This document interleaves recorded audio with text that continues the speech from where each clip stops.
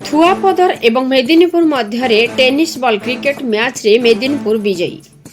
आज भवानीपाटना ब्लॉक रो मेदिनीपुर ठारे राजरास्त पार्श्वस्थानीय हाईस्कूल पड़िया ठारे मेदिनीपुर क्रिकेट एसोसिएशन तरफ आयोजन होता टेनिस बॉल क्रिकेट प्रतियोगिता कलाहांडी बैडमिंटन संघर सभापति प्रदीप कुमार दास मुख्य अतिथि भाव में जोगदे दुई दलर खेलाड़ी तथा आयोजक वृंद को यह सुंदर प्रतियोगिता धन्यवाद देवा सह उत्साहित करथिले। थुआपदर एवं मेदिनीपुर मध्य चलीथिबा ए गुरुत्वपूर्ण मैच रे मेदिनीपुर विजय होइतिला। आयोजक कमिटी तरफरु नितिन कुमार सिंह, आलोक कुमार नंद, सुमित कुमार पटनायक, दीपक कुमार साहू, जोशवंत पटनायक, डिशु, सुरेश सबर, रूपधर साहू, भूतेश्वर साहू, संग्राम साहू आदि सदस्यगण सहयोग करछन्ति। मसीहा न्यूज सर्विस आपण मसीहा न्यूज यूट्यूब चैनल को सब्सक्राइब कलेनी कि जदि करिनाहंती एबे करिनियंतु।